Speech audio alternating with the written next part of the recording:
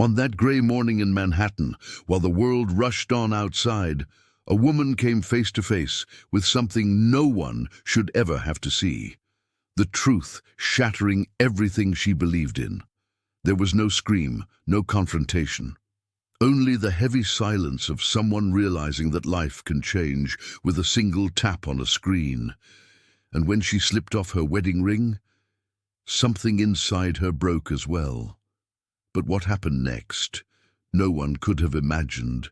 If this story touches you, give it a like, subscribe to the channel, and tell us in the comments, where are you listening from? Your support keeps this space alive and filled with stories that remind us of what truly matters. Manhattan was waking up slowly that morning, as if breathing in sync with the glass buildings that reflected the timid September sun. The air was crisp, carrying that peculiar sense of renewal that only the beginning of autumn can bring. From the 23rd floor of an elegant Upper East Side high-rise, Lila Anderson watched this quiet dance of movement and stillness while she prepared breakfast. The kitchen, spacious and drenched in golden light, looked like something pulled straight from a magazine. White marble counters, brushed steel appliances, minimalist shelves lined with crystal glasses that stood like tiny transparent soldiers. It was her favorite room in the apartment, the place where she felt most connected to the life she had worked so hard to build. The coffee maker filled the air with the warm aroma of gourmet beans she ground every morning, a ritual that bordered on therapeutic. The soft hiss, the rising steam, the warmth of the cup between her fingers, all of it always gave her a sense of security. And that morning, security was exactly what she believed she had. At 32, Lila embodied effortless elegance. Dark chestnut hair pulled into a low bun, a light blue silk blouse, tailored pants, and small pearl earrings she had inherited from her mother. She wasn't dressed to impress anyone. She simply existed that way, and for a long time she believed Ryan Cooper saw her in that same light. Ryan, her husband of 7 years, was the kind of accomplished professional New York likes to claim as its own. CFO of a multinational company, quick-thinking, confident, carrying the kind of adult charm that comes from a life accustomed to important decisions, sometimes too serious, sometimes too absent, but still the man with whom she had built plans, trips, dinners, and fragile dreams of starting a family. The apartment, with its soft-colored walls and artwork from local painters, had been slowly curated by her over the years. Every piece held a memory. Every corner guarded some version of their shared story. Or so she thought. Lila opened the digital newspaper on her tablet as she dropped 2 slices of bread into the toaster. A sudden vibration drew her attention to the counter. Ryan's phone. He always left it charging there before heading to the gym. Always. Their routine was solid, almost choreographed. He trained early, she prepared breakfast, and then they met for a few minutes before going their separate ways to work.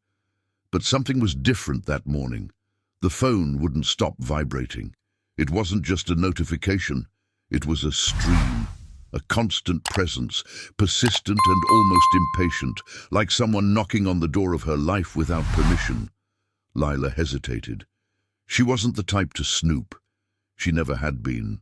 The idea of invading someone's privacy always felt wrong to her, and she knew how deeply something like that could wound a relationship. But the insistence of the vibration stirred an odd discomfort in her chest, as if a thin, invisible thread kept pulling her gaze back toward the device. The name flashing on the screen was short, almost cryptic. S. Just that. A single letter, yet oddly unsettling. She tried to ignore it. She served the coffee, cut fruit into a small bowl, spread butter on the toast, all of it mechanical, automatic, as if she were clinging to the familiar rhythm of her morning. But the phone kept vibrating, and with each sound, a cold, quiet unease bloomed at the pit of her stomach, a premonition that felt less like suspicion and more like instinct. Finally, she exhaled and walked toward the phone. It wasn't jealousy. It was something deeper, almost primitive. The mind trying to warn the heart that something was about to break. The screen lit up again. A new message, then another, and another. Lila felt her hand turn cold as she picked up the phone. She knew the passcode, not out of distrust, but simply because they had always shared access without making a point of it. They used each other's phones for photos, for contacts, for schedules. There had never been anything to hide, and she had never asked for anything more than that. She entered the code. The screen unlocked. And in one silent second, the kitchen lost all its light. The first message was short, but far too intimate to be innocent. The second was a red heart. Then came a photo, another, and then several voice messages. And the voice she heard was his. The same voice that told her good night and I love you, now whispering things he had never said to her that way. For a few moments, Lila didn't feel anything at all. No rage, no heartbreak. Just a hollow stillness, as if someone had pushed her out of her own life and she were watching everything unfold from a distance. Her eyes scrolled through the messages mechanically, almost hoping to find something, anything, that could make it a misunderstanding, a cruel joke, an impossible coincidence. But it wasn't. And then came the final blow, a picture of a motel she knew well. Not because she had ever been there, but because she drove past it every week after her yoga class. It was unmistakable, impossible to mix up, impossible to deny. A numbness spread through her body, her fingers tingled. The air felt thin, as if someone had stolen the oxygen from the room. The kitchen, once warm and comforting, now felt like a silent prison filled with memories that suddenly meant nothing. She stepped back, holding the phone as if it were contaminated. She leaned against the cold countertop, trying to steady her breath. But then another thought tore through her chest, the kind of thought that hurts more than the truth itself. Sophie Turner. The intern Lila had personally recommended to Ryan's company, the young woman she had welcomed at team dinners, praised for her dedication, guided with kindness. Lila remembered Sophie's nervous smiles, her admiration toward Ryan, and how she herself never saw anything wrong with it. Why would she? Trust had always been the foundation of everything, and maybe that was exactly why it hurt like a blade now. The smell of coffee, still strong in the air, seemed to mock her. Her cup trembled slightly because her hands trembled too. Outside, New York continued its eternal soundtrack, honking horns, distant sirens, people living their lives. But inside that kitchen, the silence pressed against her chest like a weight. Lila set the phone down. The sound of it hitting the marble echoed through the room like a verdict. She looked at the gold band on her finger, a symbol of promises that suddenly felt painfully naive. Her eyes filled with tears, but none fell. Instead, she took a long breath, curled her fingers around the ring, and, in that same devastated silence, slid it off. She stared at it for a few seconds that felt like an entire lifetime, then placed it gently beside the still warm cup of coffee. A small gesture, almost insignificant, but it carried a weight she couldn't yet understand. Before any rational thought could form, before the pain could turn into anger, before the shock could turn into words, Lila grabbed her bag, opened the door, and walked out of the apartment, without looking back. The hallway was quiet, bathed in soft lighting, as if trying to soften a moment that had no softness at all. Her legs felt weak as she pressed the elevator button.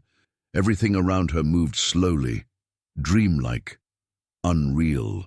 And in that span of silence, between the elevator arriving and the moment its doors closed around her, something inside her shattered, something deep, unnamed, irreversible. Through the narrowing crack of the closing doors, the last thing she saw was the glimmer of her wedding ring resting on the table next to a cup of coffee growing cold. And she had no idea where she was going or who she would become from that moment on. The air in Manhattan felt different when Lila stepped out of the building, heavier, colder, as if she had lost some invisible layer of protection she didn't even know she had. The city continued pulsing around her with its usual rush. Cars honking, people talking loudly, delivery workers weaving through traffic like dancers dodging obstacles. But for her, everything sounded muffled, distant, as if she had been suddenly submerged underwater. The shock was still too fresh for the pain to have any shape. It was as though her mind were trying to understand, reorganize, deny, and accept everything at once. A silent chaos so intense it became deafening. She walked without purpose, without direction, like someone trying to escape their own body. But the body followed her, and the memory followed too. The name S flashing repeatedly on the screen. The touch that unlocked a world she never wanted to see, and of course, the first message. There was no erasing it now. The sentence echoed in her skull, etched there as if carved into bone.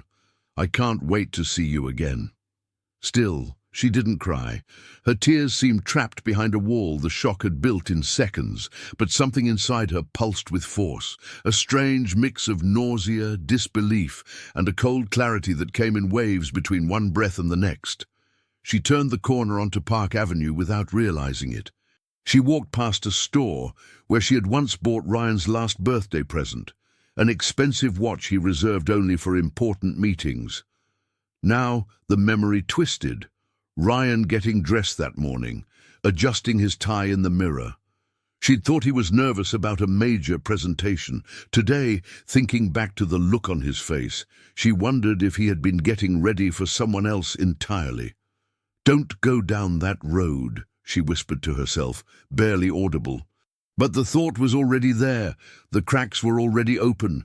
She listened to the sound of her own footsteps, steady but not stable.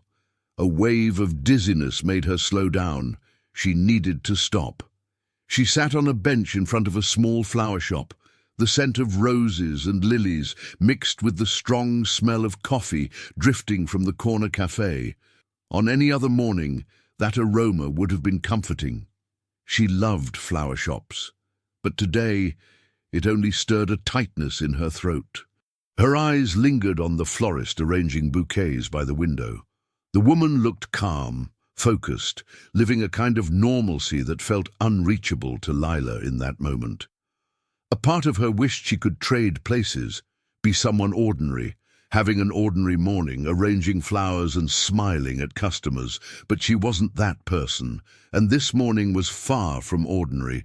The vibration of her phone inside her bag jolted her instantly. Her heart jumped so fast it hurt. She held the bag strap for a few seconds, trying to steady her breath before finally unzipping it. A notification from Ryan. She didn't open it. She couldn't. Not yet. She put the phone away, noticing how her hands trembled, not out of panic, but from a painful blend of heartbreak and a strange sense of clarity beginning to emerge from behind the chaos. For the first time, a thought came to her with almost clinical precision. He's trying to control the narrative. He doesn't know that I know everything. The realization struck her like a spark, a tiny flame glowing at the center of the wreckage. She got up from the bench and began to walk again. Maybe it would be easier if she were alone in the city. But Manhattan was a massive mirror reflecting everything she didn't want to face. Couples, families, routines, the dreams she thought she would build with Ryan. As she crossed the street, she saw a child running after his mother, laughing loudly. The sound pierced her. 2 years trying to get pregnant, 2 years of exams, ultrasounds, medications, waiting, 2 years battling the fear of disappointing the man she believed loved her deeply. And while she lived through that emotional, physical, and mental journey, he lived another life entirely. A sharp pressure squeezed her chest. This time the tears came. Not many, not in sobs, just quiet tears slipping down slowly, as if testing the path on her face after being held back for so long. She didn't care about the people around her. No one noticed. Or if they did, they pretended not to, a trademark of New York. When she walked into Central Park, The cool breeze hit her warm face.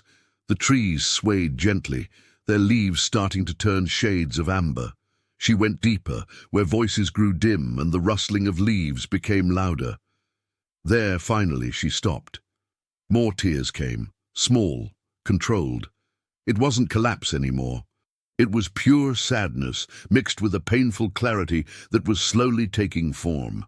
She sat on the grass, pulling her knees close to her chest.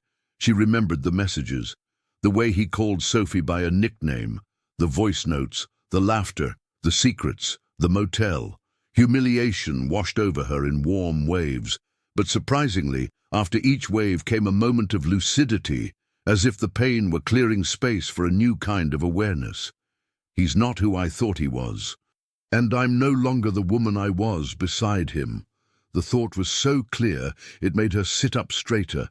A part of her, small but undeniable, began to mentally organize the pieces of what had happened. It hurt, deeply, but she wasn't as blinded as she had been just hours earlier. She took a deep breath, and for the first time allowed herself to ask a practical question. What do I do now? There was no immediate answer, but the question opened a door within her, one she wasn't ready to step through yet, but could now see. She stood slowly. Her legs were still shaking, but her movements were deliberate. She wasn't wondering anymore. She was thinking, or at least trying to. By the time she left the park, she realized she had walked far. A taxi passed by, and she raised her hand. She got in, exhaled, said nothing for a few seconds. The driver glanced at her through the rearview mirror. "Where to, Mum?" She stared at her own reflection in the window, red eyes but not desperate ones. There was pain there, yes, but something else too, something new.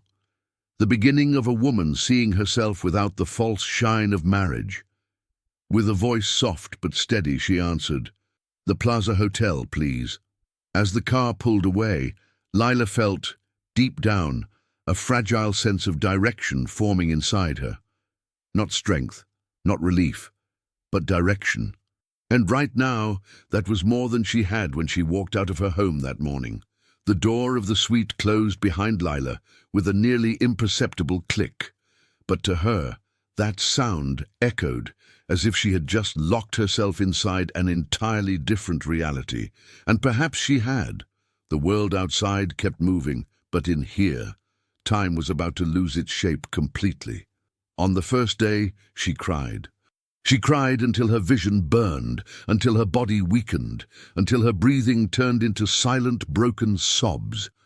She collapsed onto the soft carpet and stayed there, curled up, holding her legs, trying to understand when exactly her life had been knocked so violently off its axis. On the second day, she stopped crying, not because she felt any better, but because it seemed her tears had dried out, as if her body had given up trying to express what her mind still couldn't process. The hotel was too quiet, the hallways were too long, the bed was too large, and everything felt too cold. She woke up, but didn't get up. She remained lying there, staring at the ceiling for long minutes that stretched into hours. She only moved to drink a glass of water, to open the curtains for a few seconds, then close them again when the daylight felt too intrusive. When the phone rang, and Ryan called Sever so many times, she let it vibrate until it stopped. She couldn't listen to his voice. She wasn't ready. She didn't want explanations, empty apologies, improvised justifications. On the third day, the pain turned into nausea. Her body felt drained, a weight pressing on her shoulders, her legs, even her breathing. She barely touched the food the room service left at her door. She sipped some coffee, drank a little water, but nothing had flavor, texture, or meaning. In the afternoon, she tried to shower. She stood under the hot water for so long she lost track of time. When she finally stepped out and looked in the mirror, she didn't recognize herself. The woman reflected back at her had deep shadows under her eyes, messy hair, an extinguished gaze. But there was something else there too, something invisible yet painfully real. the unsettling sense that she was seeing, for the first time, who she truly was without him. On the fourth day, the silence began to make noise. She sat near the window, staring at Central Park below. People walked, picnicked, walked their dogs. Children laughed, cyclists sped by, couples took pictures. It was strange to see the world so alive while she was suspended, as if her life had been paused, frozen inside room 1203. That was the day she started to think, really think, about the marriage, about the attempts to get pregnant, about how many times she apologized for things that were never her fault, about how many times she swallowed her sadness just to keep the peace, about how many times she had convinced herself that love made everything worth it, everything, and it didn't. The truth hit her like a punch, but with it came clarity. On the fifth day, the clarity frightened her. She woke early, still exhausted, but with a different ache in her chest, as if her body were trying to warn her that she couldn't stay here forever. She did something she hadn't done in days. She walked to the bathroom and washed her face. The cold water awakened something almost forgotten. She breathed slowly, once, twice, 3 times. When she lifted her head and looked at her reflection again, the image was still sad. But there was something new, a thin, delicate thread of determination. Barely visible, but there. She didn't know what to do next. She didn't know where to start. But for the first time since everything happened, she knew she had to start. On the 6th day, the guilt came crashing in. How could she have been deceived for so long? How did she not see the signs? How could she have recommended Sophie for the position? Welcomed her into their home, trusted her? The weight of those thoughts made Lila's eyes sting. And yet, for the first time, instead of tearing herself apart with questions, something inside her rose softly and answered, "Because you love. Because you trust. And that is not weakness," she whispered it aloud. "Because you love. Because you trust." She cried again, but not with the desperate sobbing of the first days. This time, it was a sad, conscious cry, the cry of someone beginning to separate pain from blame, and realizing finally that she was not guilty for destruction she did not create. On the 7th day, she stood up, literally. Her body still felt heavy, but she walked to the window. She opened the curtains completely. The light flooded the room like a slap, and like an embrace. Half reluctantly, she allowed the sunlight to reach her face. For the first time all week, she felt the air in the room shift, becoming less suffocating. She sat on the arm of the chair. She watched the park, the movement, life pulsing on. The world hadn't stopped, and she couldn't either. Lila picked up her phone. She took a long breath. She still didn't have the strength to talk to Ryan, and she didn't want to, but she needed to talk to someone who reminded her of who she had been before all of this. And then, as if something inside her opened a quiet door, she heard a thought she had been avoiding all week. "I need direction." Yes, she did. She didn't know which direction. She didn't know how. She didn't know where it would lead. But she knew that if she stayed inside that room for one more day, she would lose herself completely. The silence that followed that realization wasn't painful. It was solid. She wasn't okay. She wasn't healed. She wasn't ready. But she was standing, and that was enough to begin. The phone was still in her hand. Her fingers trembled. Not out of panic, but out of choice, out of movement, out of something alive inside her again. It was the beginning of something. A small gesture, a deeper breath, a step forward, even if it was the most fragile step she had ever taken. Lila didn't say anything, not yet, but inside her, in a quiet, resilient place, a single sentence formed, "I can't stay down forever." The future was still a blank space. Frightening, uncertain, painful, but that morning on the 7th day, Lila realized something that would change everything. She had the right, and finally the desire, to fill that space. She didn't know how. She didn't know with what. But she knew she needed to leave that room, and she stayed there, standing by the window, breathing slowly, feeling the weight of the decision settle gently inside her, while the Manhattan sun illuminated a part of her she thought she had lost.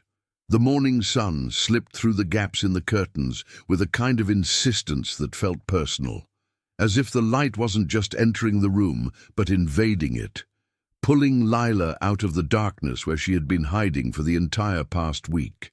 She opened her eyes slowly, like someone waking from a deep anesthesia, not of the body, but of the soul. For a moment, she didn't know what day it was, or what time, or how long she had slept. It felt as though she had been dragged through shapeless days and nights, trapped in a limbo between existing and no longer existing at all. When she finally pushed herself upright, a gentle dizziness washed over her. She rubbed her face. Her skin felt rough, her eyes burned, her hair was tangled. She closed her eyes for a second, trying to remember the last time she had actually lived, the last time she had eaten, the last time she had looked in the mirror, the last time she had taken a real shower. She couldn't remember, and that small realization struck her chest with unexpected force. She turned her head to the side, and that was when she saw it. For the first time since she arrived, she truly looked at the room. A complete disaster.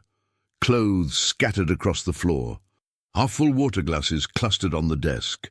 Untouched plates with cold food, crumpled sheets, pillows abandoned on the carpet, curtains drawn tight, suffocating the air, the nightstand cluttered with papers, tissues, her phone tossed carelessly on top. It was as if the entire room was an exact reflection of what she had become over the week, shattered, disordered, abandoned, and silently calling for help. For a few seconds, Lila felt tears swell again, but nothing fell. This time, something else came. Something different, something steadier, a mix of embarrassment and clarity. What did I do to myself, she thought, not out of guilt, but out of awareness. Because it was true, she had survived these days, but she hadn't lived them. She had crawled through them, curled up, hiding from the pain. And pain, even so, had found her. Pain always finds us.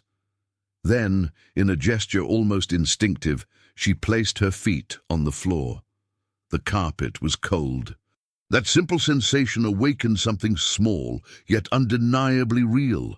Presence, body, now. Lila took a deep breath, and for the first time in an entire week, she made a simple decision to get up. She walked slowly through the room, as if crossing the wreckage of an older version of herself. She gathered the clothes on the floor and put them in one corner, straightened the pillows, collected the dishes and glasses, pulled the curtains wide open, and the light rushed in, flooding every part of the chaos. Curiously, the light didn't hurt. The light revealed. She picked up tissues, threw away empty containers, reorganized the table. The room was far from neat, but the mere act of restoring some order began to lift the pressure from her chest. It was as if putting physical space back together were helping her gather the fragments of herself that still made sense. When she finally stood in the center of the room, partially cleaned, she felt something she hadn't felt since it all began. A longer breath, a bit freer, a tiny pocket inside her chest, not completely occupied by pain.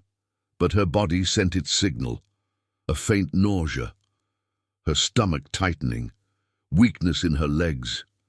It wasn't emotional pain, it was hunger, real hunger. She pressed her hand to her stomach. How had she ignored something so basic for so long? She walked to the bathroom, turned on the light.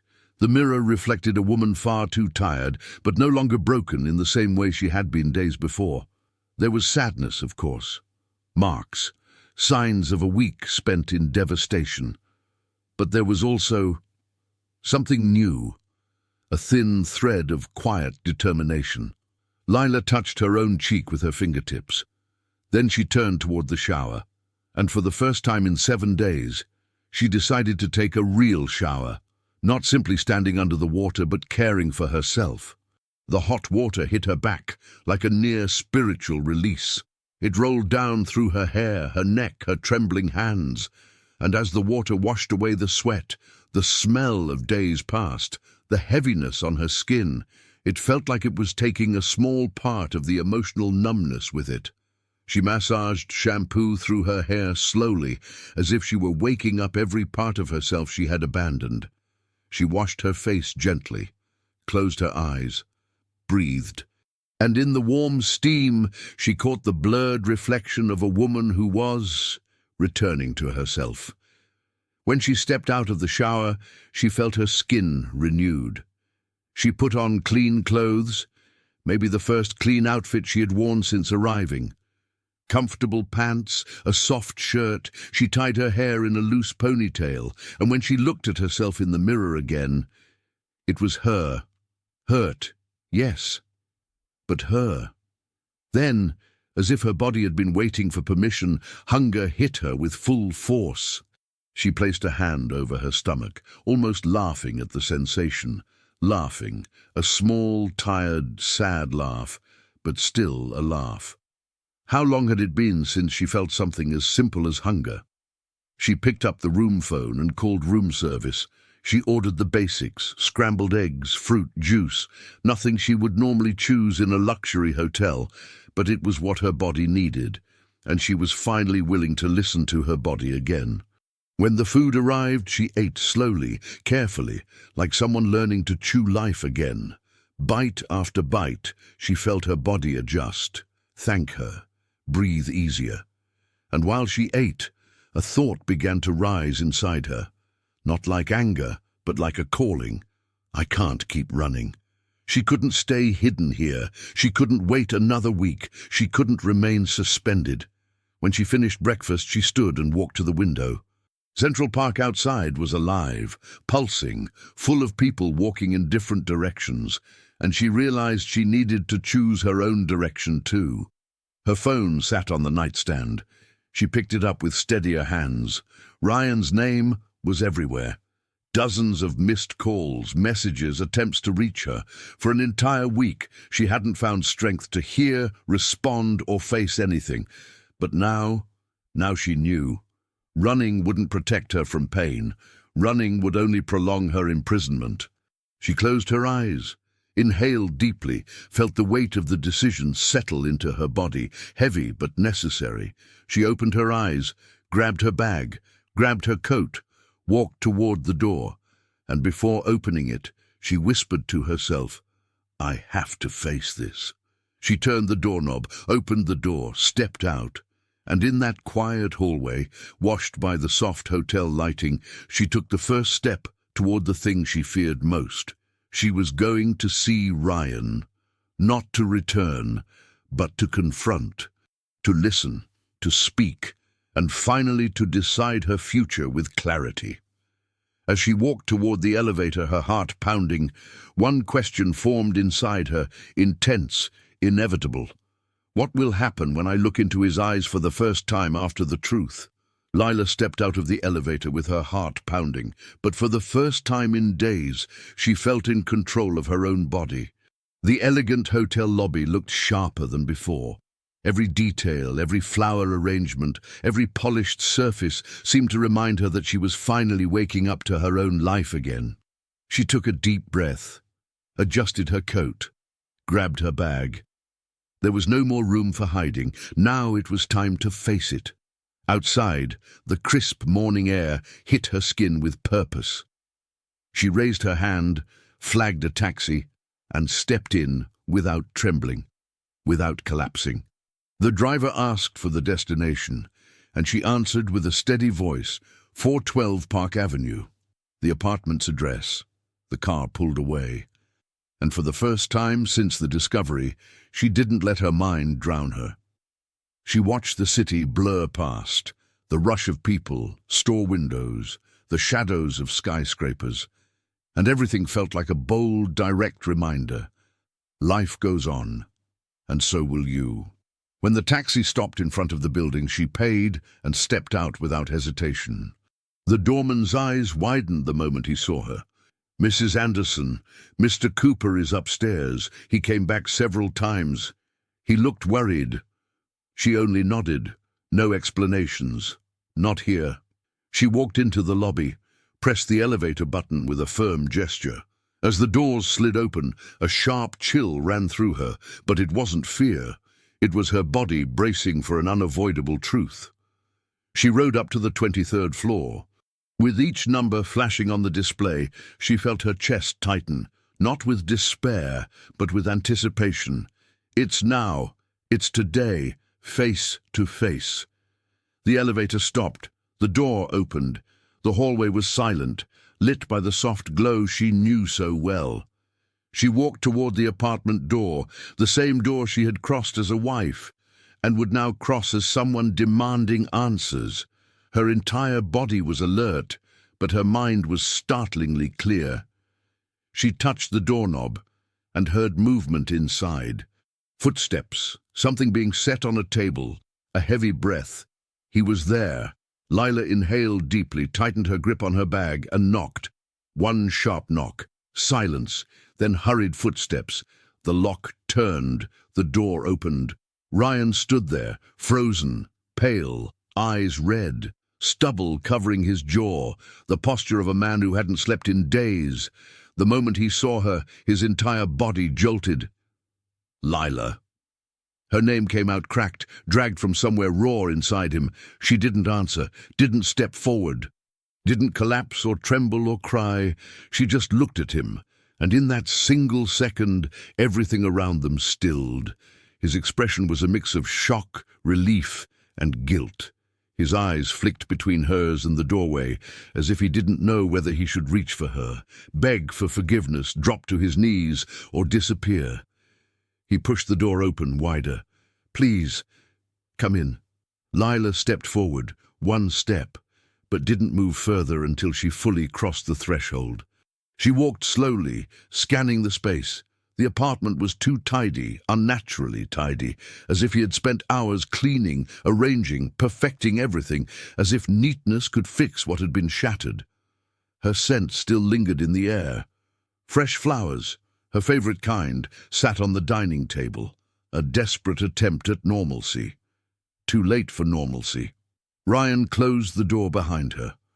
The heavy sound echoed through the quiet apartment. They stood facing each other. Neither moved closer. Lila's stomach tightened, but her voice, when it came, was stronger than she expected after everything she had survived. "We need to talk." Ryan dragged a trembling hand down his face, struggling to breathe normally. "Yes. God, yes. Lila, I don't even know where to start." She lifted a hand, only slightly, but enough to silence him. "I'm not here to listen to rehearsed apologies," she said calmly. "And I don't want excuses. I want the truth." Ryan swallowed hard. The sound echoed between them, like an unspoken confession. He tried to step toward her, but Lila stepped back. "No," she said, barely above a whisper. "Not now." His shoulders fell. For a moment, the only sound was the faint wind pressing against the tall windows. And in that heavy silence, Ryan finally confronted the question she had been carrying since the morning her world broke. But before he could speak, she scanned the apartment again. The place that had once been their home now felt like a scene of emotional devastation. Every object carried a new meaning. Every memory was disaligned, stained, rearranged. It felt like the space itself had witnessed the betrayal in a way no one else ever could. Ryan opened his mouth again, voice shaking. "Lila, I messed up. I messed up badly. I can't even look at you without feeling ashamed. I don't know how you could stay away for a week, without talking to me, without letting me—" She inhaled deeply, steady, unshaken. "A week?" she repeated slowly. "I spent a week trying to survive what you destroyed." The words hit Ryan like a physical blow. He staggered, his eyes filled instantly, but Lila didn't soften. Not anymore. She went on. "And now, I'm here because I need to hear you. I need to hear from your mouth what happened. And I need to know who you really are, so I can decide who I'm going to be from now on." He opened his mouth, but no sound came out. It was as if the truth he'd hidden for so long was choking him.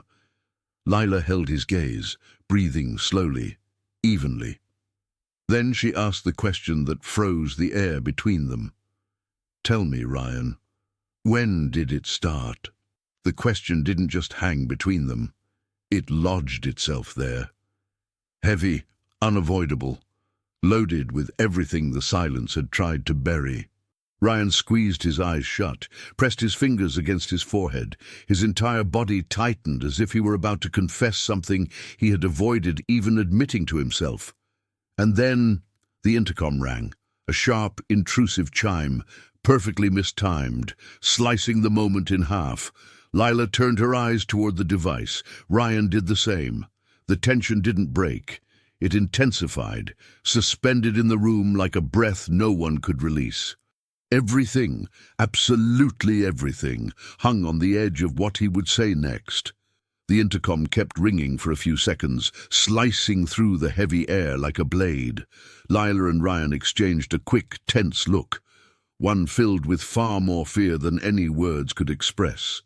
Ryan turned toward the device, but she placed a hand on his arm. "No," she said, firm. "Let it ring." He obeyed. The intercom eventually fell silent, and the quiet reclaimed the room.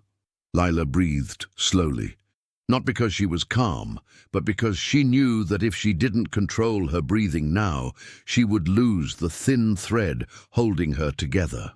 "You didn't answer," she said, her voice low but unwavering. "When did it start?" Ryan rubbed his hands over his face, restless, and walked to the table as if he needed something to hold on to. He leaned against the chair, head lowered, body tense. He tried, but his voice cracked. He swallowed hard. "Lila, I wanted to tell you earlier." She frowned. "Wanted to tell me?" she repeated slowly. "Ryan, you didn't tell me because you didn't want to. You didn't tell me because the lie was comfortable for you." The truth hit him straight in the chest, and he deserved it. "I know," he murmured, "and that's why I don't expect you to forgive me. I just—" Lila lifted her hand again, the same gesture as before, and once again he fell silent. She was the one in control now. He knew it, and she knew it. She took a few steps closer, still keeping a safe distance. She studied his face, the tired eyes, the unshaven jaw, the wrinkled shirt. He looked like a mess, but not because of her, because of guilt, because of fear, because consequences had finally arrived. "When did it start?" she asked again, clearer, colder, sharper. Ryan closed his eyes as if the question pressed on a deep nerve he'd been avoiding since the day everything collapsed. 8 months ago, he finally said. The answer hit her like unexpected weight. 8 months. 8 months while she did medical exams. 8 months while she researched clinics. 8 months while he whispered, "It's going to work." 8 months while she cried in the bathroom, terrified of failing to give them a child. For a moment Lila didn't move, her breathing shallow, her pulse too fast. But she didn't let herself fall apart. Not here, not now. Slowly she lifted her eyes to meet his. 8 months while I believed we were trying to have a child? She asked, still calm, but with a pain so pungent it felt almost physical. Ryan's face twisted. He seemed to shrink into himself. Shame, real shame, clouded his expression. But that didn't soften the blow. "Lila, I don't know how to explain it. I was confused." She let out a small, disbelieving laugh. A laugh with no humor at all. Confused. She stepped back, as if she needed physical distance from the absurdity. "You don't stumble into an affair, Ryan. You don't wake up in a motel because you were confused. That was a choice. And you repeated it, many times." His fingers trembled. He pressed both hands onto the table to steady himself. "I know. I know I messed up. Everything was falling apart. I was stressed. You were stressed. And when Sophie showed up... No, Lila cut in sharply, coldly. Don't use stress as a justification. Don't use our situation as an excuse. And do not put this on Sophie. His face collapsed. He realized immediately that any attempt to soften the story would be crushed without mercy. Lila inhaled deeply. The pain was still there, raw, throbbing, but no longer chaotic. Not a storm anymore. A blade. "I just want to know," she started, but her voice wavered for a moment. She straightened her posture, reclaimed her breath, and finished. "When you looked at me and said you loved me, was that real? Or were you saying it just to maintain the comfortable life you had here?" He flinched. That question hit deeper than everything else. "I loved you," he said immediately. "Loved," she emphasized. Past tense. Ryan closed his eyes again, hand sliding through his hair. "I love you, Lila. I still do. I did something unforgivable, but the feeling, she cut in, didn't stop you from destroying me." He swallowed hard. Because she was right. And he knew it. "I'm a coward," he confessed, raw and defeated. "I got used to the idea that you'd forgive me, that you'd understand, because you've always been the strongest, the most loyal, the most decent of the two of us." Lila remained silent. Not to spare him, but because the indignation rising in her needed space to breathe. After a few seconds, she finally spoke. "I was decent, Ryan. Not perfect, not holy, but decent. Because I chose you every single day, even the hard days. And you chose someone else." Ryan covered his face with both hands. For the first time since she walked in, tears spilled down his cheeks. But Lila didn't reach out, didn't comfort him, didn't lessen the weight of the moment. This wasn't about his pain. This was about truth finally being dragged into the light. She took another breath. "Are you still seeing her?" she asked. Silence came first, and then the truth. "No," he said. "I ended it. The day you left, I ended everything." Lila absorbed the answer with no visible reaction. It wasn't relief, it wasn't grief, it was just information. "Ryan," she said, walking toward the apartment window, "I spent the last few days destroyed, not eating, not sleeping, not recognizing myself. And in that week, I realized something simple, something deep." He looked up, alert, vulnerable, waiting. "I can't," she began, her voice faltering again. But she inhaled, straightened herself, and continued. "I can't keep living without understanding who I became next to you." That sentence made Ryan stand straighter. It was as if he had been waiting for a verdict, and now he was hearing the beginning of one. "What does that mean?" he asked, barely above a whisper. Lila turned to him, eyes bright, not with tears, but with clarity. "It means I came here for the truth, and the truth is..." She glanced around the living room, at the flowers, the framed photos, the sofa where they had spent so many nights. Then she looked back at him. "The truth is, I don't know who you are anymore. And Ryan, I don't know who I am with you." He stepped forward. "Lila," she raised her hand again. "No, I didn't come here to come back. I came here to begin." Ryan frowned. "Begin what?" Before she could answer, her phone vibrated. A call. The name Madison lit up the screen. She looked at the phone, then she looked at Ryan. The vibration continued, steady, insistent, and in that moment, that exact second, Lila understood something. This conversation was far from over. This was only the beginning. There was so much more to uncover, confront, and decide, and with the phone trembling in her hand, she realized her future had just split into two paths, and she was finally ready to choose one. The phone was still vibrating in Lila's hand when she lifted her eyes to Ryan. The silence between them felt heavier than anything they had said so far. The call kept pulsing, insisting, almost forcing her out of that moment before she drowned in it. She drew a steady breath and answered, "Lila?" Madison's voice came sharp, urgent, to the point. "I'm at the airport. I'll be at the hotel in 20 minutes. Where are you?" Lila locked eyes with Ryan before replying, "I'm at the apartment." A brief silence followed, but it carried more weight than a full conversation. "I'm coming to you," Madison said, decisive. "Stay where you are." Lila nodded quietly. "Okay." When she hung up, Ryan took a hesitant step toward her. "Lila, please, don't walk out like this. We still need to talk. You have to hear me out. I need to explain—" "No," she cut in firmer than she had been since she walked in. "I already heard what I needed to hear. The rest, I'll decide with clarity, not guilt." He tried to reach her, but she stepped back. "Ryan, I spent an entire week alone with the consequences of what you did. Now, I'm going to spend some time with myself, and with the people who actually care about me." It was the first moment in their conversation when Ryan had nothing left to say. He simply stood there, hands empty, as she walked to the door, opened it, and stepped out. The hallway felt quieter than when she arrived. Her legs were steady. Her heartbeat heavy but stable. When she reached the building's lobby, Madison was already there, striding through the polished marble floors like a force of nature. Her hair was pulled back into a rushed bun, her long coat swept behind her, and her expression radiated a fierce, unrestrained protectiveness. Without a word, Madison pulled her into a tight embrace. The first real embrace Lila had felt in days.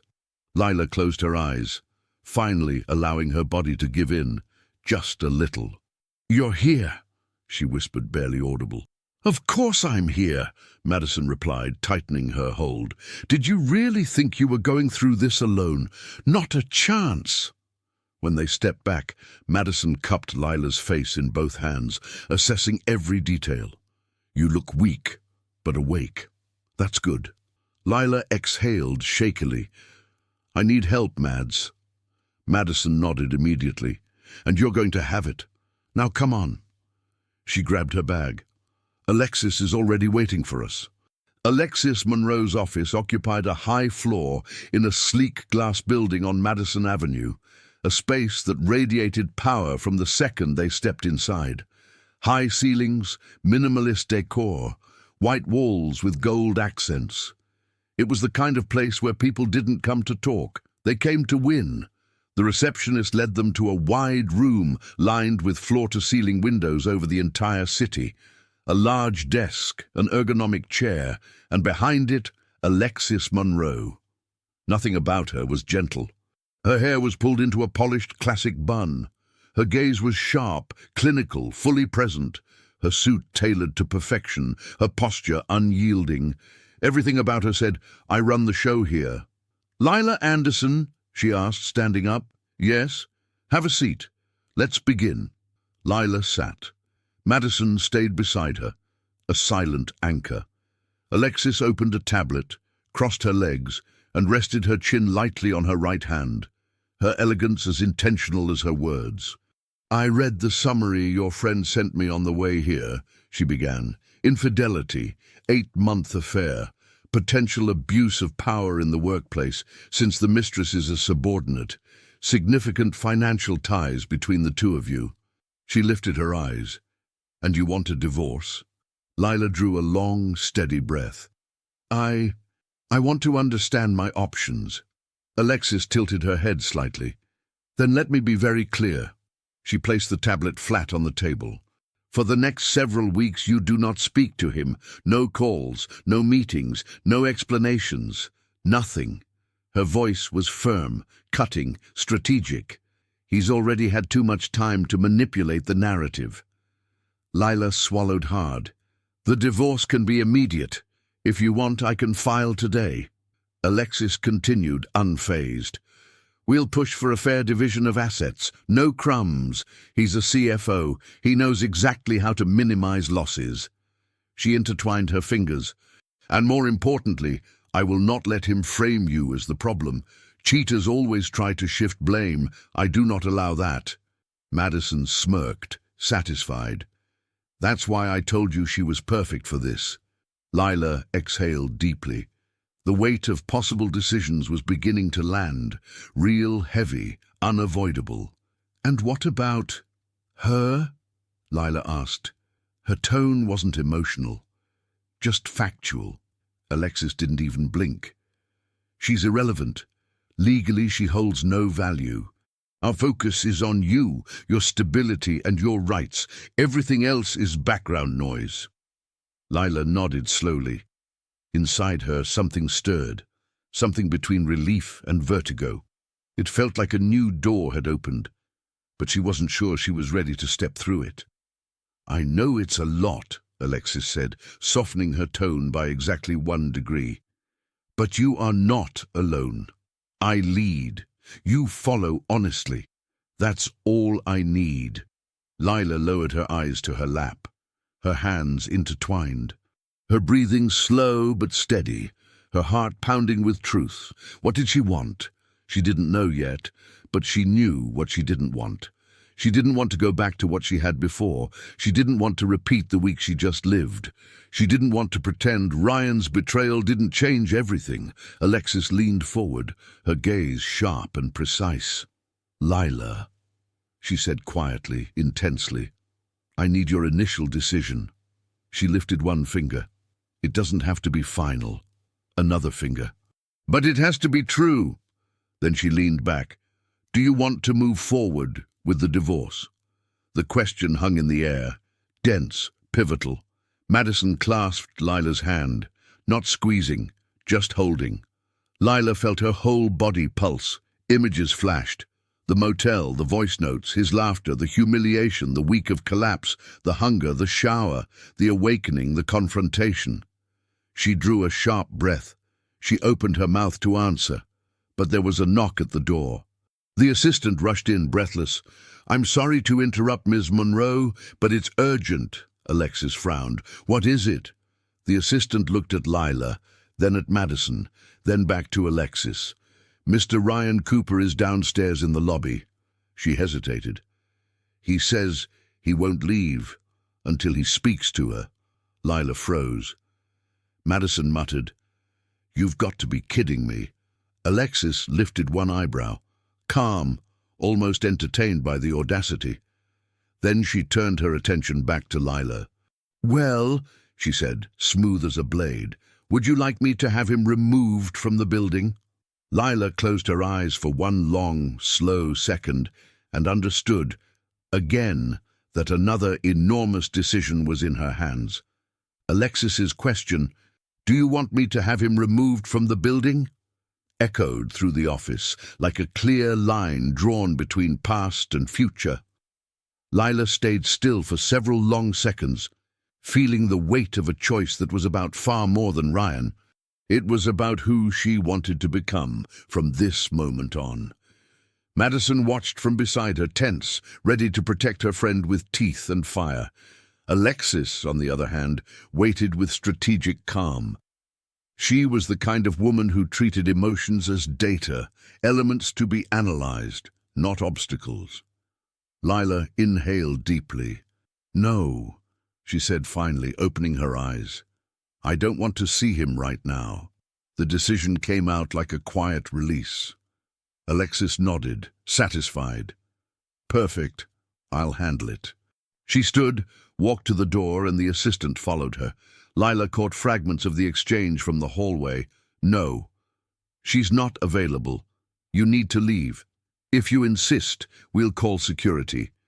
Have a good day. 5 minutes later, Alexis returned as if she had simply stepped out to adjust the thermostat. It's handled, she said, brushing an invisible wrinkle from her blazer. Now, let's continue. But for Lila, something profound had already shifted. When she replayed the words, I don't want to see him right now, she realized they had been a confession, not to Ryan, but to herself. It wasn't pain making her choices anymore. It was self-preservation. Madison squeezed her hand, proud. This is how it starts, she whispered. Lila didn't respond, but she felt it. After the meeting, they stepped out of the building and walked to a cafe nearby. The afternoon was cold, the sky grey, and Manhattan seemed to mirror Lila's mood, a city trying to shine even while draped in shadows. Madison ordered 2 cappuccinos, as she always did when she decided Lila needed comfort. "You need something warm," she said, pushing a cup toward her, "and I need you to understand deeply that none of this is your fault." Lila wrapped her hands around the cup. The heat was almost medicinal. "I know it shouldn't be," she murmured. "But still, some part of me keeps searching for where I failed, where I missed something." "You trusted him," Madison said simply. "That's it." And she trusted too much. Lila opened her mouth to reply, but her phone buzzed. A notification. Subject: Opportunity. Urgent. She frowned and opened the email. Caroline Mercer, a major figure in the luxury branding world, founder of one of Los Angeles' most respected consulting firms. Months ago, they'd spoken about an opening. Lila had turned down the interview then. She was focused on getting pregnant, on the marriage, on a future she now understood had never been real. The email said, "Lila, I've been thinking about our conversation. I have a position that fits your talent perfectly. Director of Global Strategy. I need you. If you're interested, we can talk today." She reread it, twice. The world around her went silent. Traffic noise faded. Even Madison's breathing felt far away. It was as if life itself had reached out and taken her hand. Madison noticed the shift in her eyes. "What is it?" Lila turned the phone toward her. Madison's jaw dropped. "No, no way." She laughed, genuinely laughed. "This is a sign. This is exactly what you need."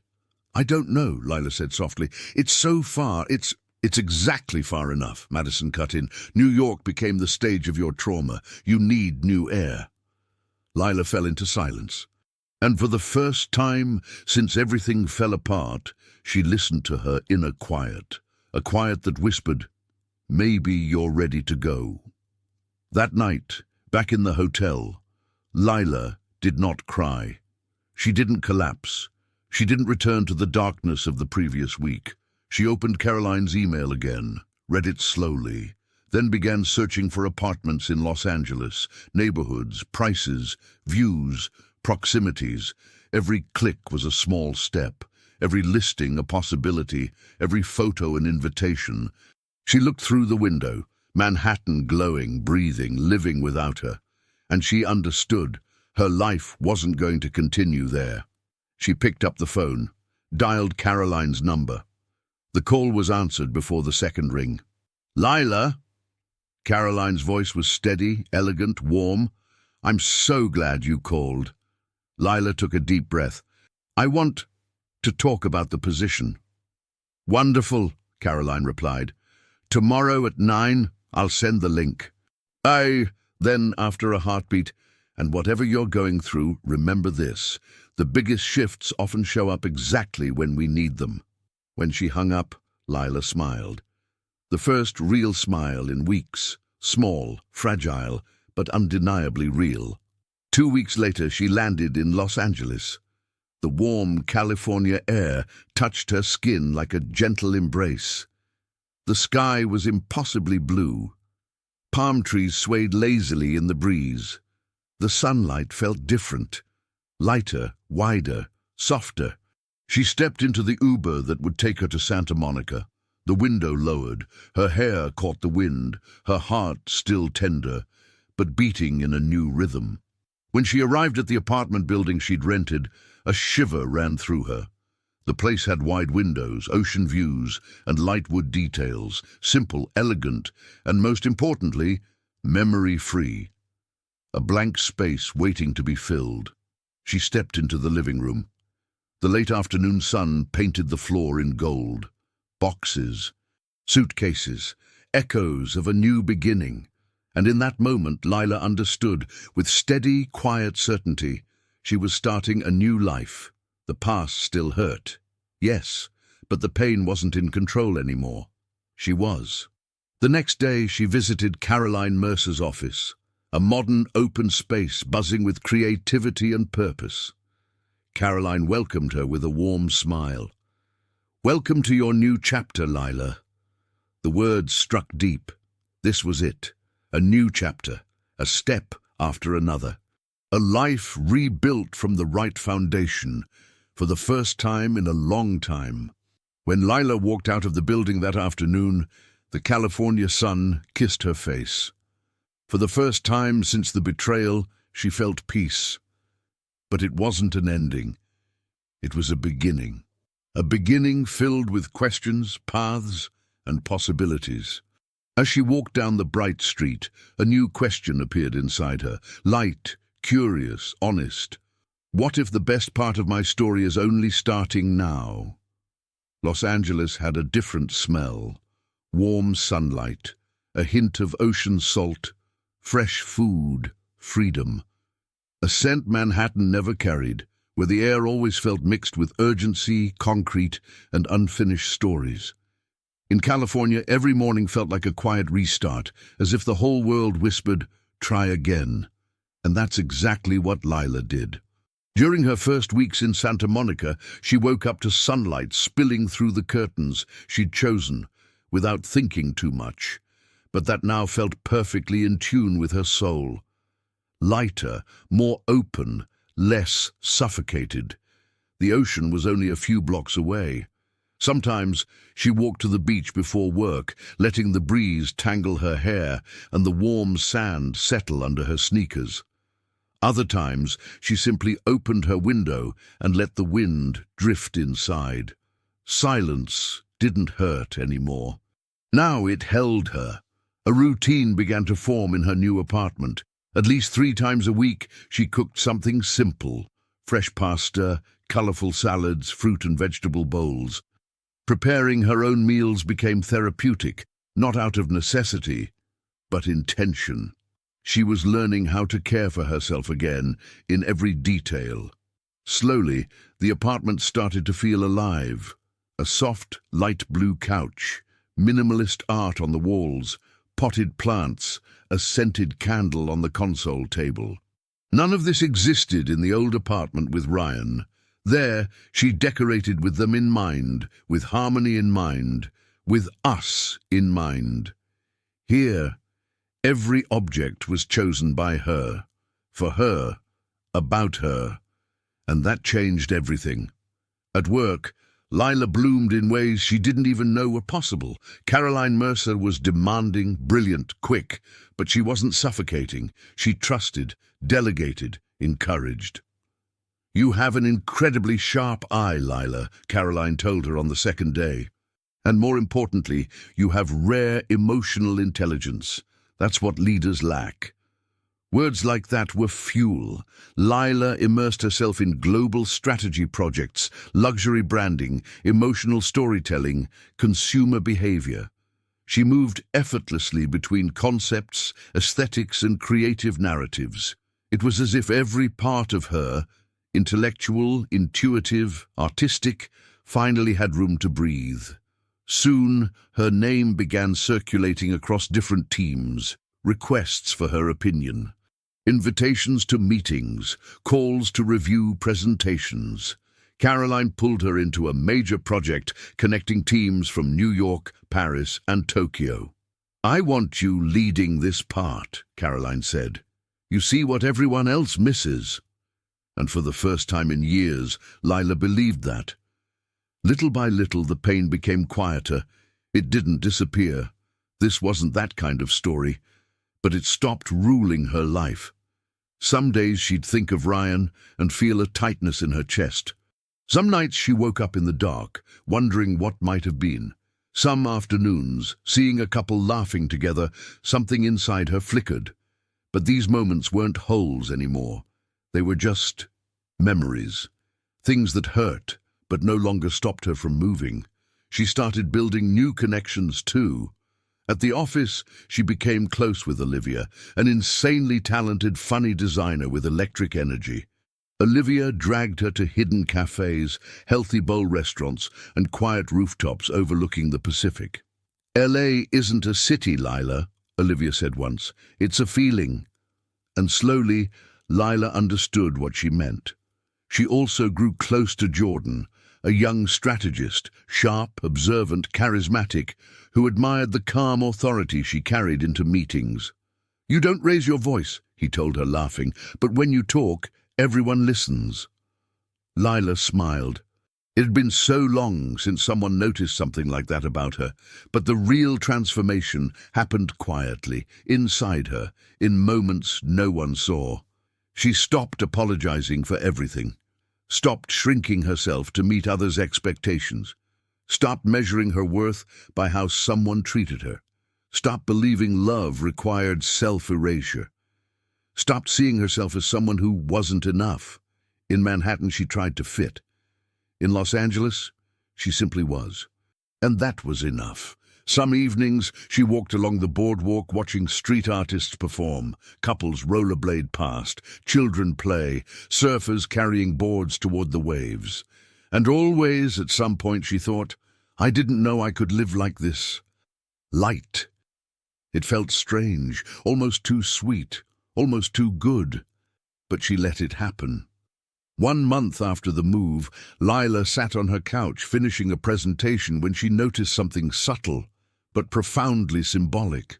She was happy working, happy in the quiet, happy with herself, happy without needing to prove anything to anyone.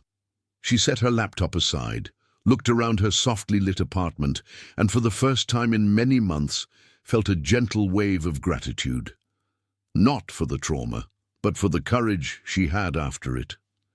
She reached for a notebook and wrote a few lines, not to post online, not to send to anyone, but for herself.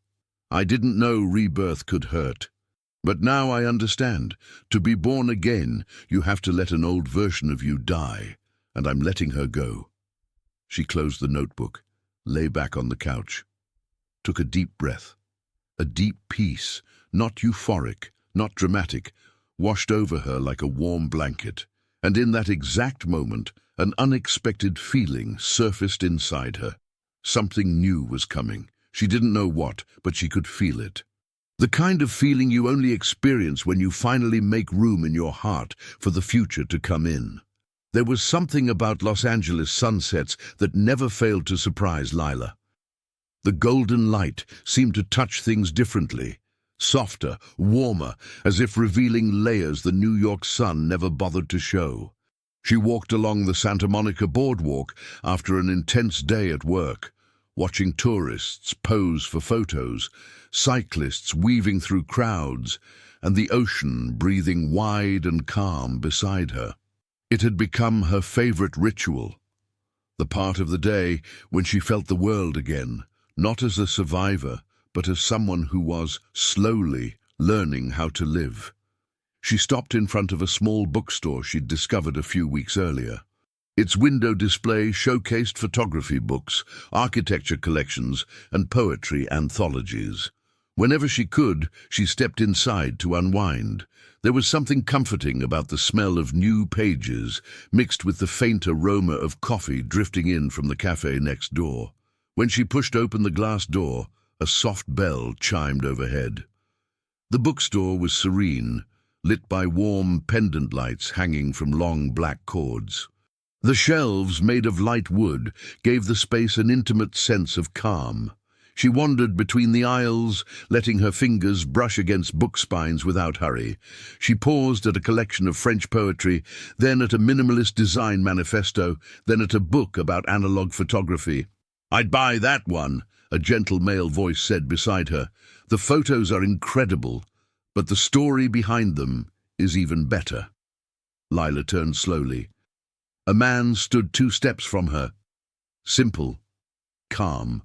A light shirt with sleeves rolled to his forearms, brown hair slightly tousled, a short beard, soft eyes, not a piercing blue, not a vibrant green, something in between, a quiet shade, a peaceful one. He was handsome, but not in a way that commanded attention, in a way that invited comfort. He smiled, not hoping for anything, just being polite. "Sorry," he said, lifting his hands slightly. I didn't mean to startle you. You didn't, Lila replied, offering a small, genuine smile. He pointed to the book in her hands. That photographer spent 3 years capturing everyday moments people usually ignore.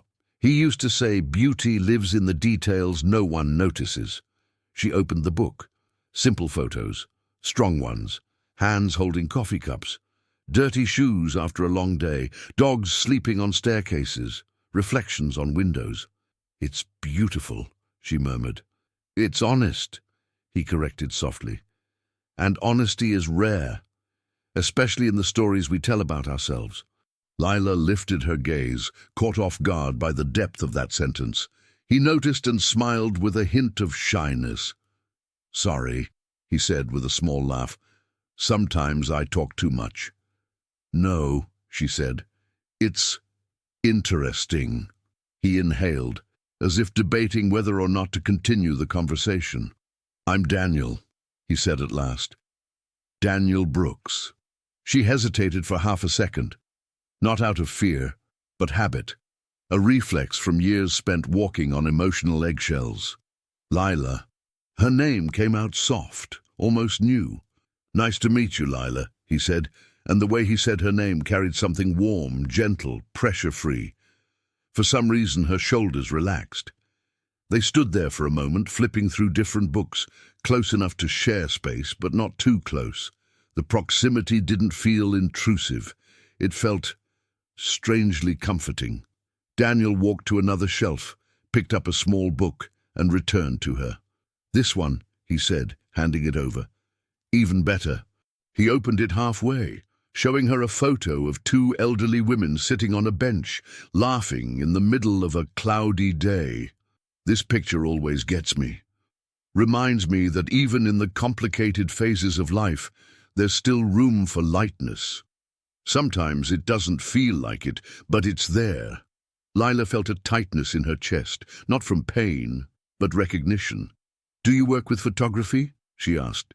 Architecture, he said, but I've always photographed as a hobby. He pointed to the book. I guess architects fall in love with light eventually. It's unavoidable, she smiled, a real smile. You live around here? He asked, carefully making sure his curiosity didn't sound invasive. Santa Monica, Lila replied. Just moved here, actually. Ah, that explains it, Daniel said, something amused sparking in his eyes. Explains what? The way you look at things, he said, like someone who's rediscovering everything. Lila lowered her gaze for a moment, caught off guard. She hadn't felt seen by someone, truly seen, in a very long time. Daniel noticed the shift and stepped back just a little, giving her space. A simple gesture, but meaningful. She looked back down at the book. Do you come here often? She asked. Not as a cliché, but a genuine question. Almost every afternoon, he admitted. It's the only place in the city that slows down. She nodded. It is. It feels good. It does, he agreed. They stayed there quietly for a few more seconds, sharing the soft stillness of the shop. Then he exhaled, choosing his next words with care. Lila, I don't want to be intrusive, but if you ever want company to check out more bookstores, cafes, or just walk around, he paused, measuring her expression, I'd be happy to join. No pressure, no expectation, just availability. Lila felt her heart beat faster, not the anxious way it did during the worst moments of her old marriage. This was something else, warm, light, new, but she was still rebuilding herself, and she knew it. Thank you, she said sincerely. Maybe someday. Daniel smiled, a smile that didn't ask for anything. That's fine, he said softly. I'll be around. He nodded toward the contemporary literature section. Mostly over there, since I can never choose anything by myself. He laughed at himself. And because their coffee is way too good. Lila laughed too, a light, sweet laugh she hadn't heard from her own lips in years. Daniel looked at her one last time, as if memorizing the face of someone unexpectedly interesting. It was a pleasure, Lila. And he walked to the register with the book he'd chosen. She remained still for a moment after he left, her heart warm, her mind quiet in a way she didn't recognize, and a new emotion rising inside her, so new it almost scared her. Hope. She bought the book Daniel recommended, left the shop. The Los Angeles sky was painted in shades of orange and rose. A soft breeze swept past her like a whispered promise. She hugged the book to her chest, and as she walked through the sunset-lit street, a question formed. Gentle, emotional, honest. Could there really be room for love again? The late afternoon in Los Angeles looked hand-painted. The sky shifted from gold to rose to a deep, calm blue as the city slowly unwound. Lila climbed the stairs to her building with the pleasant kind of tiredness that followed a full day. Meetings, presentations, important decisions. But for the first time in a long time, the tiredness came with satisfaction, not emotional exhaustion. She opened the apartment door and stepped into the familiar, welcoming silence. She set her bag on the console table, slipped out of her shoes, and opened the windows. A soft breeze drifted in, carrying the faint scent of the ocean and the distant sound of waves. It had become her favorite way to mark the end of the workday. Her phone buzzed on the table. She almost ignored it. But the notification flashed insistently. From Ryan Cooper. Subject: We need to talk. For a moment, she just stared at the line. In another life, her heart would have raced, her hands gone cold, her breathing shortened. Now, however, she felt something entirely different. Nothing. No tightness. No fear. No longing. Just a distant curiosity, the kind you feel watching a train pass far away. She sat on the couch, elbows resting on her knees, and opened the email. Lila, I've thought a lot before writing this. I know I messed up. I know I hurt you in a way that may never be repaired. I'm not writing expecting forgiveness. But I think you deserve to hear this from me, not from someone else. I'm engaged, and Sophie is pregnant. I know I have no right to take space in your life anymore, but I needed to tell you. Part of me still cares about what you think. Part of me always will. If you're willing to talk, I'd appreciate it. If not, I'll understand. Ryan. Lila read until the end without blinking. The words were heavy. Months ago, they would have cut her open. Now, they were simply the logical continuation of a story she no longer belonged to. There was no shock. It was almost predictable, almost irrelevant. She leaned back on the couch, let the phone fall beside her, and stared at the ceiling. Her mind searched automatically for pain, jealousy, outrage, anything, nothing. Instead, she felt a quiet release, like someone had finally shut a door that had been left slightly ajar. He's getting married. She's pregnant. Her heart didn't react with loss. It reacted with confirmation. She was undeniably somewhere else now. Lila stood and walked to the window. The sky outside remained beautiful, unmoved by human tragedies or personal twists. The world kept going, and so did she. Her phone buzzed again. This time, the name on the screen made her stomach react in a completely different way. Daniel Brooks. Hey, I just witnessed something ridiculous at the grocery store, and I'm convinced you'd laugh. Coffee tonight? My treat, and you get the full story. A smile escaped her before she even realized it. Where Ryan's email felt like a closed chapter, Daniel's message felt like an open window, letting fresh air pour in. She picked up the phone and typed, "I'm in. Where?" His response came quickly. "The cafe next to the bookstore. 8 p.m.? If you don't show up, I'll have been publicly humiliated alone, so please come pretend you care." She laughed out loud. "Okay, Mr. Grocery Store Drama, 8 p.m. The cafe had warm yellow lights hanging above the outdoor tables and the comforting smell of fresh coffee, cinnamon, and something sweet just out of the oven. Lila arrived a few minutes early, chose a small table by the window and slipped off her jacket, feeling the mild evening breeze brush her arms. She was flipping through the menu without reading it when she heard, "I knew you'd show up. You don't look like someone who lets people suffer embarrassment alone." She lifted her eyes. Daniel was there. Dark shirt with sleeves rolled, jeans, a simple watch, his hair slightly tousled as if he'd run his hands through it several times during the day. But it was his gaze that stood out, direct, warm, curious, without crowding her. He sat across from her, setting down his keys and phone. "Hi, Lila." "Hi, Daniel. So, what happened at the grocery store?" "No." He lifted a hand dramatically. "Before any public humiliation, I need coffee, or tea, in your case. I've already figured you out." She blinked, surprised. "How?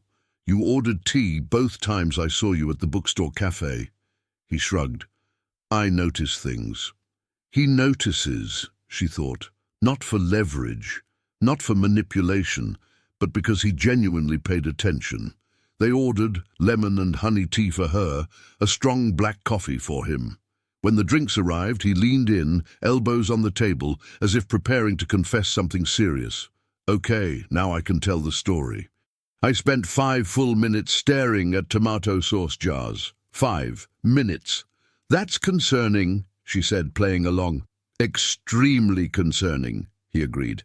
"The lady next to me had already picked her third option, and I was still frozen." She sighed, looked me dead in the eyes and said, "Boy, at your age I already had 3 kids. You can't be afraid of tomato sauce." And walked away. Lila burst into laughter. Not polite laughter, but real laughter, the kind that vibrates in your chest. Daniel watched her, smiling slightly, as though her laughter was the best reward he could have gotten. "So, which one did you buy?" she asked. "Any of them." I panicked. The existential pressure was too much, but I came here to get confirmation from someone who clearly makes better choices than I do. She shook her head, still laughing. "I don't know if I make better choices," she said, with a tone that held far more than the words themselves. Daniel noticed the nuance. His eyes softened. "Maybe it's not about choosing right," he said gently, "but not staying trapped in what went wrong." The sentence hit her chest with a soft, unexpected truth. Not painful, just real. She met his eyes, for a second longer than usual. The world around them kept moving, conversations, clinking cups, soft music, but in that instant, everything felt slightly distant, as if only the two of them existed. Lila looked down at her cup, but the warmth between them lingered in the air. Chemistry. Not declared, not rushed, but unmistakable. The conversation drifted easily. They talked about simple things, food, films, travel, funny work stories. But the way she spoke, and the way he listened, created a kind of intimacy neither of them consciously realized was forming. "And you?" he asked at one point. "Are you happy here?" Lila thought for a moment. "I'm at peace," she said honestly, "and that's better than anything I've had in a long time." Daniel's expression grew more serious. "Someone didn't give you that before, did they?" he asked, without judgment or assumption, just gentle curiosity. She took her time to respond. She could have deflected, she could have lied. But something about him made honesty feel easy. "No," she admitted. "They didn't." He wrapped his hands around his cup, thoughtful. "I'm sorry," he said simply. She lifted her eyes, surprised. "You don't have to be." "I know." His smile deepened a little. "But I am, anyway." The silence that followed wasn't awkward. It was weighted, soft, full of things that didn't need to be said yet. Lila didn't feel the urge to explain herself, or to defend her past. Being there with him was easy. And after everything she'd lived through, easy felt almost like luxury. When they finished their drinks, night had settled in. The streetlights cast a warm glow on the sidewalk. They stepped outside together. The street was nearly empty. "Can I walk you home?" Daniel asked, casual. I promise not to intimidate you with more tomato sauce philosophy." She laughed. "You can." They walked side by side, not touching, but close enough that their arms brushed lightly now and then. And every brush felt like a tiny spark racing up her skin. He noticed things most people overlooked. "You always look up at the buildings," he said. "That's how I know you're still falling in love with the city." She looked toward a lit building facade and smiled. "I am," she admitted. "I think for the first time I fell for the place before falling for any person." He glanced at her softly. "I think that's very healthy." Her cheeks warmed, not from embarrassment, but from something that felt beautiful. They reached her building. She stopped. He stopped with her. For a moment, they just looked at each other. Something lingered in the air, not the expectation of a kiss, not impatience, but curiosity, a desire to continue, a desire to stay just a little longer. But neither rushed what was forming. "Thank you for tonight," Lila said, smiling gently. "You actually made me forget the world for a while." "The audacity," he teased. "I'm glad it worked." She hesitated a moment, then added, "And you made me laugh, Daniel." She held his gaze. It's been a long time since that happened like this. His expression softened even more. He stepped just a little closer, not enough to invade her space, but enough to let her feel his presence. "I like seeing you laugh," he said quietly. The words floated between them, light but full of meaning. Lila felt her heart beat faster, not in fear, not in warning, in anticipation. She took a breath, then stepped back, gently closing the night on her own terms. "Good night, Daniel." "Good night, Lila." He didn't try to touch her, didn't push the moment further, just stayed there, watching as she stepped through the door. When the glass closed behind her, he was still standing outside, hands in his pockets, expression easy and warm. She rode up the elevator with a soft, involuntary smile. Once inside her apartment, she dropped her bag wherever it landed and went straight to the window. The city shimmered, and something shimmered inside her too. She picked up her phone, opened her inbox. Ryan's email still sat there, unread. For a few seconds, she stared at it. Then, without hesitation, she clicked Archive. No reply, no explanation, no closure needed. It was already closed inside her. She set the phone down, walked to the kitchen, and poured herself a glass of water. As she drank, one question rose. Soft, curious, almost teenage-like. Did he feel it too? Or was it just in my head? And for the first time in years, Lila wasn't afraid of the question. She liked the feeling of having something new, growing slowly inside her, something that looked a lot like love. This time, the right kind. The morning breeze slipped through the open windows, carrying a faint scent of orange blossom mixed with sea salt. Lila opened her eyes slowly, feeling the gentle warmth of sunlight on her skin.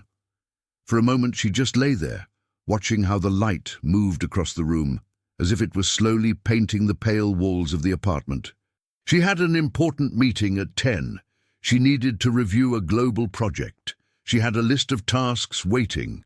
But before all of that, she had something she hadn't truly felt in a very long time. Peace, not the fragile kind that shatters the moment life gets heavy. A mature peace, built, earned, chosen. She turned in bed and saw the notebook lying open on her nightstand. The same notebook she had been filling with scattered thoughts ever since she arrived in Los Angeles. She picked it up and flipped through the pages until she found the sentence she'd written weeks before. "True freedom came when I stopped trying to be the woman he wanted and went back to being the woman I was." She smiled. It wasn't just true anymore. It was real. The day went by in a blur of meetings, ideas, coffee, feedback, and revisions. Her professional life was glowing, and Caroline seemed to notice every inch of that growth. "You're a quiet force, Lila," Caroline told her during a break in the afternoon. "The kind of woman who changes everything around her without making noise." It still felt strange sometimes to hear praise like that. But Lila was learning to accept it without shrinking. When the workday ended, she decided to walk along the shore. The sky burned in deep shades of orange, and the cool breeze made everything look even more beautiful. She passed street vendors, tourists taking pictures, skaters rushing by on the boardwalk with loud, carefree laughter. And then she saw Daniel. He was sitting on a wooden bench, camera hanging around his neck, adjusting some setting as he watched the ocean. He looked so focused that for a split second she considered not disturbing him, but something inside her, light and almost instinctive, nudged her forward. "Photographing the sunset?" she asked softly. Daniel looked up, and the smile that appeared was so natural it warmed something deep inside her. "Trying to," he said. "The light changes too fast, but I think that's what I like about it. It doesn't try to be perfect. It just is." Lila sat beside him, leaving a comfortable space between them. Even so, it was impossible to ignore how good it felt to be that close. "How was your day?" he asked, sliding the lens cap back on and resting the camera against his chest.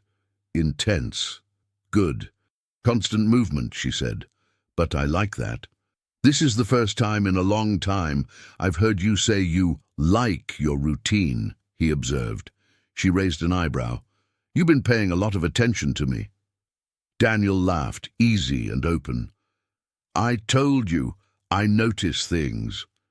She laughed too, and their laughter blended with the wind, turning the moment into something simple and quietly perfect. They stayed there for a while, watching the sun slowly sink into the horizon. As the sky shifted colors, Lila realized that his presence didn't collide with anything in her life. It didn't take over, didn't invade, didn't demand. He simply added, like the breeze, like the light, like good silence. When the last streaks of sunlight disappeared, Daniel stood up. "I'll walk you home," he said, adjusting the camera strap on his shoulder. "You always walk me home," she replied. He gave a half smile. "Maybe because you keep letting me." They started walking along the sidewalk, lit by delicate old-fashioned lampposts. The streets had that quiet end-of-day rhythm, cyclists, families, couples heading back from the beach. "Can I ask you something?" Daniel said, eyes still on the path ahead. "You can? Are you happy?" Lila drew a deep breath. Such a simple question, but years ago she wouldn't have known how to answer. Now, though, the answer came easily. "I am," she said calmly. "And I don't think I've ever been like this before." She glanced up at the sky, now dotted with early stars. "It feels strange to admit that, after everything, but I'm genuinely happy." Daniel nodded, taking it in with quiet care. "I'm glad for you," he said. "Really." They kept walking until they reached her building. The walk felt shorter that evening. When they stopped, they found themselves standing in the exact same spot as the last time. And just like before, a soft silence settled between them, full of unspoken things hovering in the air. "Thank you for walking me," she said. "Thank you," he replied. "I like being around you." Lila felt her stomach ripple in calm waves, not turbulence. "I like it too." Daniel took one small step closer. Not enough to touch her, just enough for her to feel his warmth, his steady breath, the presence of intention without any pressure. "Can I say something?" he asked quietly. "You can." "I don't know exactly what you went through before," he said, honest and unafraid of his own vulnerability. "And I don't need to know. But you deserve lightness, Lila." He tilted his head slightly, almost in an affectionate gesture. "And I hope that somehow you keep finding that wherever you decide to go." Her heart felt like it expanded inside her chest. Slow, sincere, free. "Daniel," she began, but the rest of the sentence dissolved on her tongue. He waited. No rush, no insistence. So she smiled, a slow, deep smile, full of meaning. "Thank you, really. He smiled back, that familiar, grounded smile that seemed capable of dissolving any leftover weight. "Good night, Lila. Good night." She stepped into the building, turned around once. Daniel was still there, hands in his pockets, watching her with that look that understood more than she ever said out loud. She rode the elevator with a light heart. When she entered the apartment, she took off her jacket slowly and walked straight to the balcony. The wind brushed her face, wrapping her in a sense of wholeness. She reached for her phone, opened her notes app, and typed a simple sentence, just a line, but one that held her entire rebirth. "I became myself again." And for the first time, that was all that mattered. Lila locked the screen, breathed deeply, and let the Californian night surround her as the future, wide, luminous, unfolded ahead. A future in which she was free, whole, and maybe ready to love again, this time in the right way, at her own pace, on her own terms, not because she needed to, but because she finally had room to feel. And as the city breathed under the star-scattered sky, a question came to her, soft, mature, full of possibility. What if love now is finally arriving in the exact measure I deserve? In the end, no one needed to tell Lila she had won. Her silence, her peace, and the calm light in her eyes already said everything. She didn't return to who she was before the pain. She became someone even more whole than before. And as she walked through the night in Los Angeles, she realized that life always finds a way to begin again, right where the heart thought everything had ended. And maybe, deep down, this story is also about us. If this story touched you, leave a like, subscribe to the channel, and tell us in the comments, where are you listening from? Your support is what keeps this space alive, and I'm grateful for every person who walks through these stories with me.